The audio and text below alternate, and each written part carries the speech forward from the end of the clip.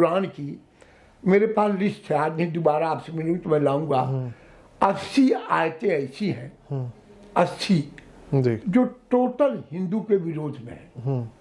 कुरान में तो कहीं भी हिंदू शब्द नहीं है सर। सवाल हो रहा है मेरा, जब भी किसी धर्म के लोग उच्च पद पर बैठे होते हैं, क्या उस धर्म का प्रसार ज्यादा नहीं होता? होता है जी, निश्चित होता है। अगर मोदी योगी नहीं आए होते तो शायद इतना बड़ा कुंभ नहीं होता। तो हमारी हिंदू की लड़कियां जिसका भाई नहीं होता था या जो पैसे वाले घर की ये लोग अपना क्लीन सेव रह करके गाड़ी घोड़ा लोग उनको प्रोवाइड करते थे, संगठन सिंह वाले, वो लड़कियों फंसाते थे, उन लड़की को ले जाके मस्जिद रखते थे। ये आपके आरोप है? आरोप है, मेरे पास 70 लड़की लाला हूं। ऐसे ही उनकी तरफ से एक आरोप है कि भगवा ट्रैप चलता है, वो भी जो गरीब मुसलमान है, भाई माइनॉरिटी ज्यादा गरीब होती है, उनकी लड़कियों को इसी तरह गाड़ी घोड़े का ऑफर दे के उनकी लड़कियों से शादी कर रहे हैं और फिर उनको मार देते हैं। ये भी भगवा ट्रैप ये आज के दिनों में चल रहा है। नमस्कार, मैं इकराम और आप देख रहे हैं हिंद वॉइस। हमारे साथ मौजूद हैं स्वामी आनंद महाराज जी। लगातार हम इनसे बातचीत कर रहे हैं और बहुत कुछ हमें जानकारी मिल रही है राजनीति से भी जुड़ी हुई, क्योंकि सभी तरह के राजनीतिक घटनाक्रम पर इनकी नज़र बनी रहती है। 2013 में इन्होंने कैंपेन शुरू की थी कि मोदी लाओ देश बचाओ, और तब से लेकर अब तक बहुत सारी चीज़ें देश में बदली भी हैं और आगे क्या बदल सकते हैं उन पर भी बातचीत करेंगे। लेकिन आज का हमारा टॉपिक रहेगा कि सनातन, जिसका पिछले 10-12 सालों में हमने बार बार नाम सुना है। क्या सनातन उससे पहले लोग नहीं जानते थे उतना जितना पिछले 10 सालों में सुना है? और क्या सनातन के ऊपर राजनीति ज़्यादा हो रही है? सनातन जो धर्म है उसका राजनीति में कितना इस्तेमाल हुआ है, अच्छा हुआ है या गलत इस्तेमाल हुआ है, और उसके चलते लोग सत्ता तक पहुँचे हैं या फिर इसके की कहानी कुछ और है? स्वामी जी से जानते हैं। स्वामी जी, बहुत बहुत स्वागत है। धन्यवाद। स्वामी जी, सवाल तो मैंने आपसे पूछा, लेकिन लोगों का ये कहना है कि सनातन का राजनीति के लिए ज़्यादा इस्तेमाल हुआ है।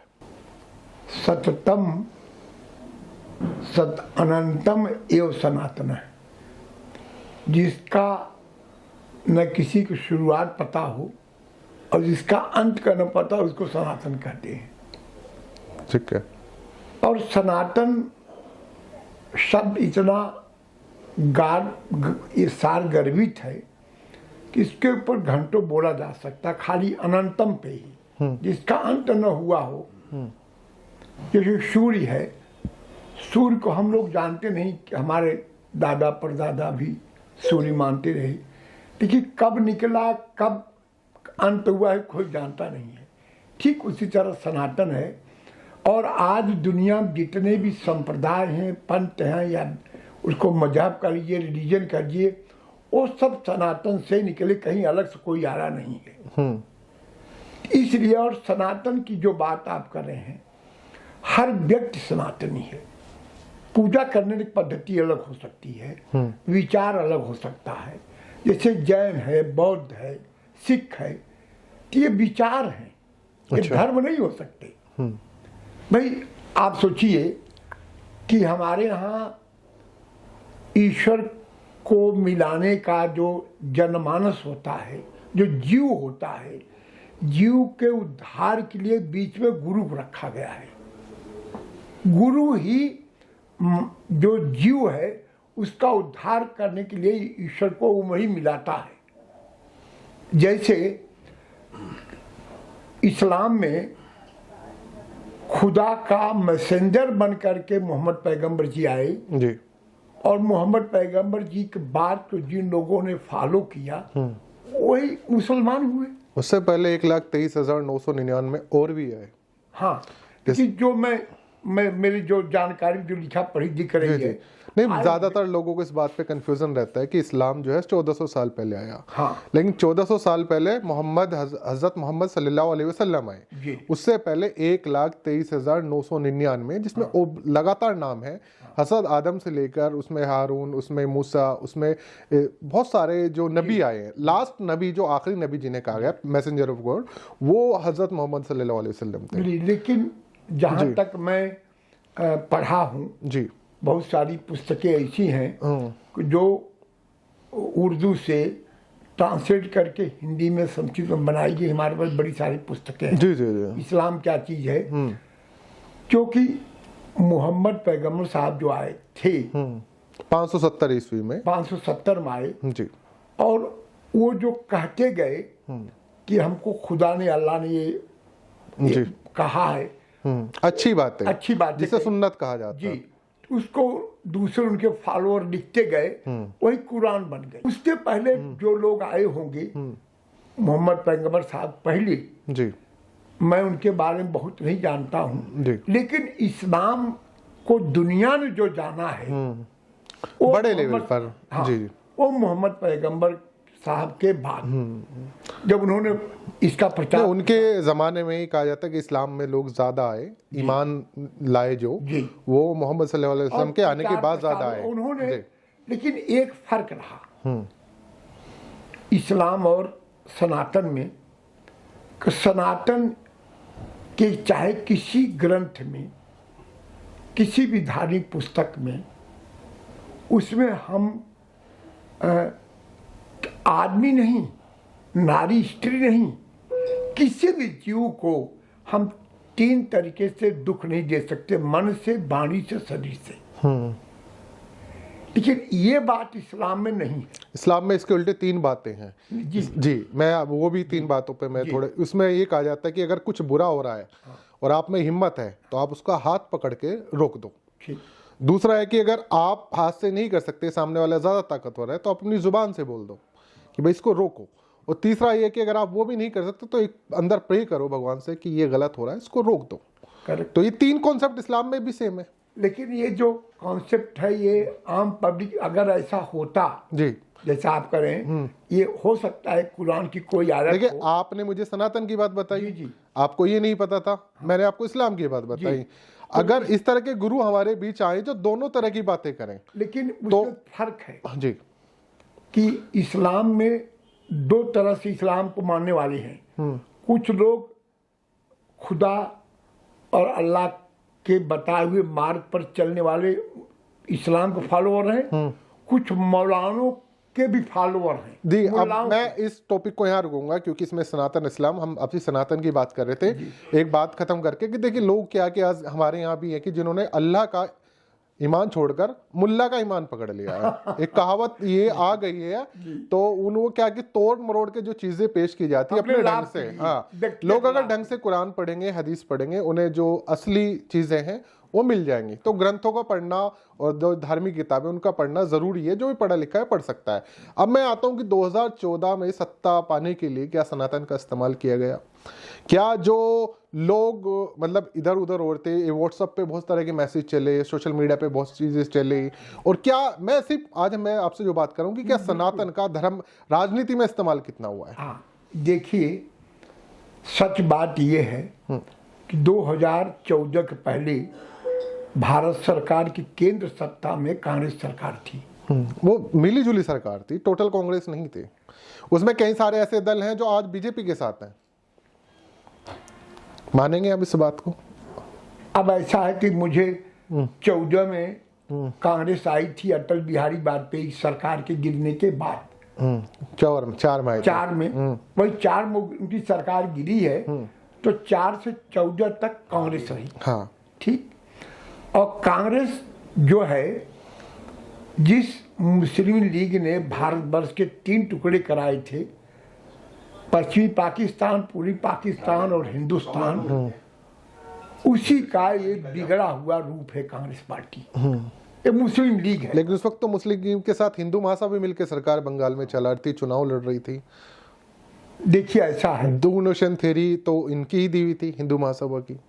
देखिए, हिंदू, आप अकेले आरोप नहीं लगा सकते ना मुस्लिम लीग पे। नहीं, मैं आरोप कहाँ लगा रहा हूँ, मैं ये कह रहा हूँ कि देखिए, अगर हिंदू महासभा या और कोई भी दल होते जी, अगर ये चाहते कि हिंदुस्तान के टुकड़े किए जाएं 3, तो उस वक्त तो 2 हुए थे, 3 तो बाद में हुए, वो अलग देश में। नहीं, 3 एक साथ हुए थे। नहीं, वो पाकिस्तान, पूर्वी पाकिस्तान एक ही था ना, बांग्लादेश बाद में बना, नाम अलग था, पश्चिमी पाकिस्तान, पूर्वी पाकिस्तान। आप पता कर लीजिए किताबों में, इतिहास में नाम पाकिस्तान था, दोनों का नाम, लेकिन दोनों के इस तरह को पश्चिमी पाकिस्तान, पूर्वी पाकिस्तान करके बुलाया जाता था, क्योंकि ये बंगाली लोग का था। और वो सरकार तो एक ही थी ना दोनों जगह, सरकार तो एक ही थी। नहीं, पहले जब 71 के पहले, 71 के पहले पाकिस्तान से दोनों जगह रूल होता था। लेकिन वही तो मैं कह रहा हूँ, सरकार तो एक ही थी ना, लेकिन अगर एक ही ठीक सही होगी तो मुजीबुर रहमान क्यों पैदा होते? तो वो तो बाद में अलग कोने पे होने की वजह से वो अलग उनके जी। हम वापस इस पे आ जाते हैं। देश के 3 टुकड़े किए गए, उसमें सबकी राय नहीं थी, और उस समय महात्मा गांधी भी इसके पक्ष में नहीं थे, लेकिन उनको मना लिया गया कि नहीं भाई, कत्लेआम हो, 10 लाख लोग कत्लेआम होगा बॉर्डर पर दोनों तरफ, तो लोग थक गए, लोग भाई इससे बढ़िया चलिए अलग हो जाने दीजिए, जैसे परिवार में 2 भाई अलग होकर रहते हैं रहने दीजिए। और उस वक्त ऐसा कहा गया कि जैसे यहाँ लोकतंत्र रहेगा वैसे पाकिस्तान में भी रहेगा, लेकिन अंत में जिन्ना जिन उसको इस्लामिक कंट्री कर दिया, उसको लोकतंत्र से बगल कर दिया, उसको यहाँ जैसा लोकतंत्र वहाँ नहीं रहेगा। लेकिन एक बात यह है कि सनातन में हमारे और इस्लाम में थोड़े फर्क ये आते हैं। जैसे कुरान की मेरे पास लिस्ट है, आज नहीं दोबारा आपसे मिलूंगी तो मैं लाऊंगा, 80 आयतें ऐसी हैं, 80 जो टोटल हिंदू के विरोध में है। कुरान में तो कहीं भी हिंदू शब्द नहीं है सर। नहीं, अब आपको आप फिर घुमा के हिंदू सनातन पा रहे हैं। मैं ये टॉपिक मेरा ये है कि सनातन का इस्तेमाल राजनीति में कितना हुआ है, हाँ, भारतीय राजनीति में स्पेशली। वही मैं बताने जा रहा हूँ, आप सुन नहीं लेना। मैं कह रहा हूँ सनातन को आप समझिए कि चाहे वो यूपी में मुलायम सिंह सरकार रही हो, मायावती की रही हो, उसके पहले कांग्रेस होती थी, आजाद 47 से लेके, उस वक्त देश में सनातन को साजिश करके मार दिया गया था कि लोग सनातन का नाम ही नहीं ले, सनातन समाप्त हो जाए, ये स्थिति थी। लेकिन तो सभी मोदी, टोटल सभी सनातन ही थे। बात पा रहा हूँ कि जब मोदी जी आए हैं, योगी जी आए हैं और राम मंदिर बनने की बात हुई, तो सनातन थोड़ी ताकत आई, सनातन के फॉलोअर्स में, सनातन को मानने वाले जो हिंदू हैं उन्हें ताकत आई। और उस ताकत की वजह से ये उस वक्त मीडिया भी उछला, मीडिया में बात फैली, तो लोगों को लगा सनातन अभी शुरू हुआ, सनातन अभी नहीं शुरू हुआ। सनातन तो इसके कोई, अब आप सोचो, इसका कोई तारीख ही नहीं है। हमारे यहाँ चारों युग जब 1000 बार घूमते हैं तो एक कल्प होता है, और 100 कल्प तक संसार चलता है। अच्छा, बहुत सारे गुरु और भी मैं बात की है, वो कहते हैं कि गीता में सनातन का कोई जिक्र नहीं है। मूर्ख है, वो पढ़ते नहीं। वो क्या है, मेरे पास भी एक दिन कोई ऐसे ही आते हैं, एक श्लोक रट लेते हैं। अच्छा। एक श्लोक पढ़ लेंगे, 18 अध्याय में 700 श्लोक है, एक श्लोक का बस उसी में अटके पड़े रहते हैं। जैसे रामायण में भी है, रामायण हमारे 100 रामायण है, लेकिन तुलसी रामायण पढ़ के एक चौपाई में अटके रहेंगे कि महाराज। अच्छा, वो क्या चाहते हैं, वो मूर्ख लोग हैं, वो चाहते हैं कि मेरे मन में जो प्रश्न है ऐसे ही महाराज जवाब दे तो मैं मानूं। अभी आपको मालूम बीच में कितना, यानी अपने मन मुताबिक आंसर चाहते हैं, सुनना चाहते, ये तो संभव नहीं सकता। अब मुझे एक बात बताएं आप, देखिए चलिए ठीक है, सनातन का राजनीति में इस्तेमाल हो, आपने कहा कि ठीक है, वो मोदी जी योगी जी ने प्रचार किया कि हिंदू के नाम पे वोट दो, ठीक है, ठीक है। लेकिन शुरू में तो ये चीजें हुई थी कि करप्शन के खिलाफ हम लड़ाई लड़ रहे हैं, 2013-14 में हम देश को डेवलपमेंट करेंगे, गुजरात जैसा मॉडल पूरे देश में लागू करेंगे। लेकिन फिर बीच में 2019 आते आते ये चीजें कहां से पैदा हुई कि हिंदू खतरे में आ गया है, सनातन खतरे में आ गया है, और क्या कि अगर मुसलमान कहीं रह रहा है तो उनकी वजह से आसपास के लोगों को, फिर इस नैरेटिव पे चीज क्यों चली गई है? उसका कारण ऐसा कि बीच बीच में कोई जो हिंदुत्व मुद्दा आता है, मैं ऐसा नहीं कहता कि देश के 25 करोड़ मुसलमान विरोध कर रहा है, तो कुछ जो यहाँ लोग हैं जो जिनको बाहर पैसा आ रहा है, उनको यहाँ देश के खिलाफ साजिश करने के लिए अरबों रुपया आता है, तो वो कुछ यहाँ ग्रुप बने हुए हैं। उन ग्रुप, जैसे अभी आप नहीं जानते होंगे, मैं जानता हूँ, तब मैं कॉलेज में था, अलीगढ़ यूनिवर्सिटी में एक स्टूडेंट यूनियन होती थी, उसको सिमी कहते थे। सिमी होता था हमारे, आप जानते, स्टूडेंट ऑफ इस्लामिक के नाम जिसका दिया गया, उसका काम ये होता था, और वो शुरुआत अलीगढ़ विश्वविद्यालय से हुआ, और उसका हेड ऑफिस वहीं रहा।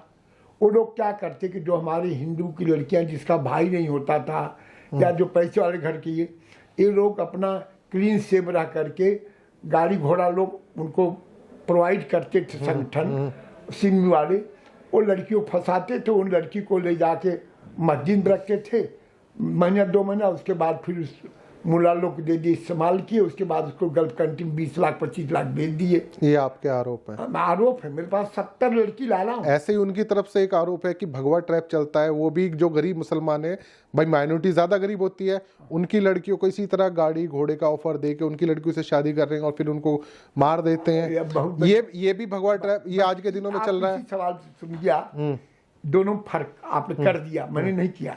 अगर हिंदू भगवा पहन के नहीं, वो भगवा ट्रैप, भगवा नहीं, भगवा ट्रैप के नाम से दिया गया, भगवा ट्रैप करके हम ये कहते कोई हिंदू कोई मुसलमान की लड़की को अगर वो प्रेम नहीं किया है या लड़की से आकर्षित नहीं है तो पहली बात तो शादी नहीं करते। बिल्कुल। एक अब किए हैं तो मैं पूरे देश में जलन करता हूं कि जो हिंदू लड़का मुसलमान लड़की से प्रेम किया है, अपने माँ बाप के भी बगावत किया है, भाई बंधुओं के भी बगावत किया है और लड़की को रानी की तरह रखा है, कभी उसको तिल भर के तकलीफ नहीं दिया। तो सर प्रेम की तो परिभाषा यही है कि अगर आप हम किसी से प्रेम करते हैं, किसी से मोहब्बत हो जाती है तो उसके लिए दुनिया छोड़ देते हैं, सिर्फ एक शख्स के लिए, लेकिन चाहे वो हिंदू हो मुसलमान, उससे मतलब ही नहीं।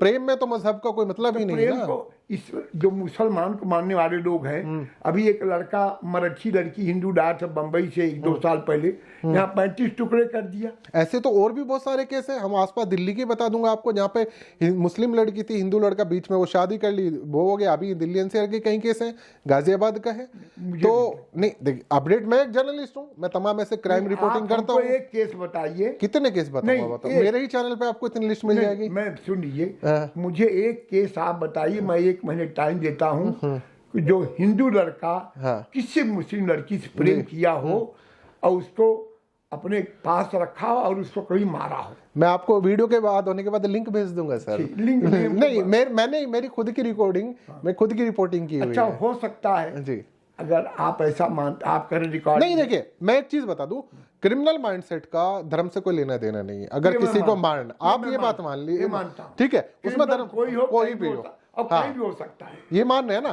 तो इसमें धर्म का कोई लेना देना है ही नहीं। देखिए, आफ्ताब ने अगर उस लड़की को मारा, मुंबई वाली को, लेकिन मेरी बात सुनिए, मैं फिर बात करूं, मेरी बात का आप ध्यान सुनिए जी। क्रिमिनल किसी धर्म को, मजहब को मानने वाला, उसकी मैं बात नहीं कर रहा हूं।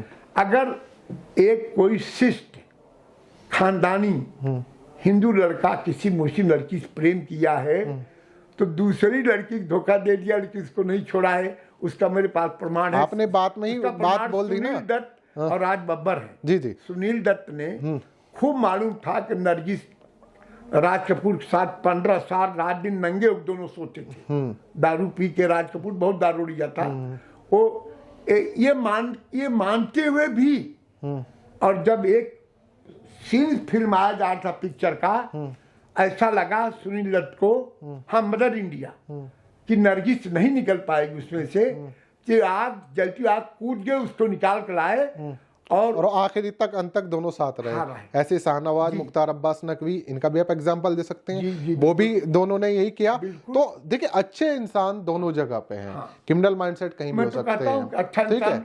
लेकिन देखिए, आपका क्या देना, खानदानी लड़का होगा तो वो किसी ऐसी ग्लीच हरकत तो करेगा ही नहीं। मेरे पास और जी। अब मैं फिर वापस घूम के आता हूँ, क्या सनातन के नाम पे कुछ नेता जो है बेवकूफ बना रहे हैं जनता का। नहीं देखिए, योगी मोदी जी आप कहते हैं अच्छा काम कर रहे हैं, लेकिन जो और नीचे के लोग हैं, जो गली मोहल्ले में ये नफरत फैलाते हैं, क्या वो फायदा नहीं उठा रहे सनातन का राजनीति के नाम पे? देखिए, ऐसा है, मूर्ख तो सब दुनिया में है।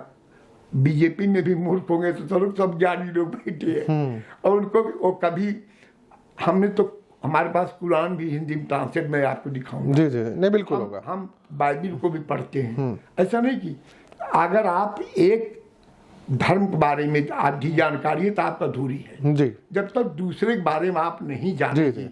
इसीलिए मैंने आपसे सवाल किया था कि मोहम्मद साहब से पहले भी बहुत आए। हाँ। तो वो भी आप दुरुस्त कीजिएगा। मैं भी पढ़ता रहता हूँ लगातार, क्योंकि मेरा तो काम यही है सर, पढ़ने का। जी। तो बहरहाल आप इस बात को मानते हैं सनातन। और एक सवाल और है मेरा, जब भी किसी धर्म के लोग उच्च पद पर बैठे होते हैं, क्या उस धर्म का प्रसार ज्यादा नहीं होता? होता है जी, निश्चित होता है। अगर मोदी योगी नहीं आए होते तो शायद इतना बड़ा कुंभ नहीं होता। यानी कि जो कुंभ भी किया जा रहा है वो इसलिए कि भाई हिंदू धर्म चल रहा है, बढ़िया से कुंभ हो जाए, एक तरह से प्रचार प्रसार है और आसपास- वोट बैंक भी मजबूत रहेगा। नहीं वोट नहीं देखिए ये तो आप इससे मुकर नहीं सकते। वोट बैंक तो उस दिन मजबूत होगा हाँ। जिस दिन, और यही हिंदू मुस्लिम इसी दुनिया में रहा है पहले से भी आज भी, जिस दिन हिंदू जैसे ये कहता है कि पहले मेरा राष्ट्र है उसके बाद मेरा धर्म है, जिस दिन इस्लाम के मानने वाले लोग यह कह देंगे, इस्लाम के तो पैगंबर ने ये चीज बोली है आपको नहीं, देखिए मानने वाले की मैं वही बता रहा हूँ, इसलिए कहा कि जिस धरती पे आप रह रहे हो सबसे पहले आपका हक उसका है। बस यही मैं कह रहा हूँ, ठीक है वहां के जिस दिन जी मैं कहता हूँ मुसलमान हिंदू जितने प्रेम से रह सकता, कोई दुनिया में मिसाल कायम होगी जिस दिन इस्लाम के फॉलोअर ये मान लेंगे कि पहले राष्ट्र उसके बाद मेरा धर्म जी। और जैसे हिंदू है, आज जब कोई बात आए, सावरकर जी रहे हैं, कोई भी, वो पहले राष्ट्र की बात करते हैं, धर्म की बात में। सिर्फ मुसलमान, मैं कहता कोई नेता, कोई संत, कोई मौलवी हमको इकट्ठा नहीं कर सकता है, खाली एक वैचारिक परिवर्तन हो जाए कि मुसलाम को मानने वाले लोग पहले राष्ट्र, भारत माता को मानना शुरू करें, पहले राष्ट्र है बाद धर्म है। दुनिया के लिए एक मिसाल होगा कि हिंदुस्तान में। अब आप देखिए दुनिया में सबसे ज्यादा जो फिलहाल है गल्फ कंट्री में सबसे ज्यादा इंडियन जाते हैं, मैं जाते हैं वहाँ उनकी पहचान रहते हैं ना, वहाँ उनकी पहचान क्या है, इंडियन है ना कि मुसलमान है, कि ये इंडिया से है, क्योंकि मुसलमान तो वहां भी रह रहा है। तो वो अपने आप को भारतीय ही कहते हैं ना, बिल्कुल पासपोर्ट में वो कहते हैं कि हम भारतीय, हम इंडियन हैं। तो इससे ज्यादा देशभक्ति और क्या चाहिए? नहीं, आप नहीं समझते। मैं इस बात को आप मानता हूँ, अब उनको पासपोर्ट ही नहीं बनेगा, अब यहाँ पाकिस्तान पासपोर्ट थोड़ा बनेगा। नहीं देश का देखिए वो तो जिस देश में रहेंगे लेकिन कहेंगे तो अपने आप को भारतीय है, कहेंगे, ठीक है, लेकिन मुसलमान नहीं कह रहे ना। हाँ, तो यहाँ चाहे मुसलमान कंट्री में जाकर रहे, चाहे हिंदू नहीं रहते। देखिए मैं पैदा हुआ हूँ देश में, मेरी सबसे पहले पहचान इंडियन है, भारतीय है। मैं वो बाद में बात है कि मैं किस धर्म में पैदा हुआ हूँ। बस मैं ऐसा मानता हूँ कि सनातन धर्म को मानने इसलिए ज्यादा आपको दिखाई पड़ रहा है 1424 तक कि संतों में। अब आप देखिए एक केस आप बताता हूँ प्रैक्टिकल, आप मेरे जीवन के। मेरठ में एक जाट की लड़की कॉलेज शाम को ट्यूशन जाती थी, और वो लड़की जाते वक्त तो जहाँ से जाती थी एक 50-100 घर मुसलमानों का था। ये प्रैक्टिकल बता रहा हूँ मैं, झूठ नहीं। तो एक दो लफंगे टाइप लड़के साइकिल से उसका दुपट्टा खींच लिया करते थे, और चुपचाप शांत चली जाती थी कि भाई उसके मन में के लोग बदमाश है, कुछ और करेंगे, चली जाती थी। लेकिन जब अति हो गया और फिर उसको अनाप शनाप बोलने लगे, तो लड़की ने एक दिन जाकर अपने माँ से बताया, माँ ने बाप से बताया, बाप ने उसके भाई से बताया। तो एक दिन उसके भाई ने अपने 2-3 दोस्तों को लिया, बोला तुम चलो आगे आगे, पीछे पीछे मैं आता हूँ, देखता कौन दुपट्टा तुम्हारा खींचता है। तो जब वो लड़की 10 कदम से आगे चल रही थी, तो उनको आदत थी लड़कों को, दोनों तीनों जो साइकिल से आके दुपट्टा खींचते, उस दिन भागे। फिर वो 3-4 दोस्त आए जाट के, उनको तीनों चारों गिरा करके पूरा फूंक कर हाथ पैर सब तोड़ दिया, वो कर दिया। और उसका अंत ये हुआ, उस लड़के का दिन में बाजार के अंदर उसका तलवार से गर्दन काट दिया गया।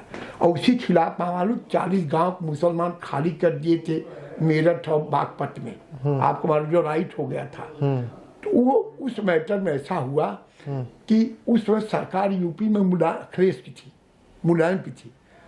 तो हमको हिंदू महासभा से फोन आया, क्योंकि मैं आरएसएस हिंदू महासभा में कोई घटना हुई तो हमको बुलाए, क्योंकि मैं थोड़ा क्रांतिकारी विचारधारा हूँ। बोले महाराज ऐसा हो गया और पुलिस केस नहीं ले रही है।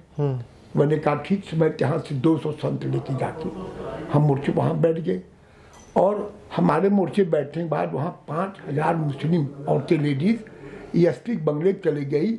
एसपी बंगला तोड़ दिया, गेट तोड़ दिया। 2 ट्रेनी लड़कियाँ थी पुलिस में, वो भी जाट की लड़की थी, उन दोनों लड़कियों को लोग कंधे पर उठा के ले चले, सब बता रहा हूँ आपसे। और केस रजिस्टर नहीं हो रही थी, क्योंकि अखिलेश ने कहा के रखा था कि यादव इस्लाम के खिलाफ। आप 2013 मुजफ्फरनगर दंगे की बात कर रहे हैं? 13 में हुआ था, 13 में हुआ था मुजफ्फरनगर जी।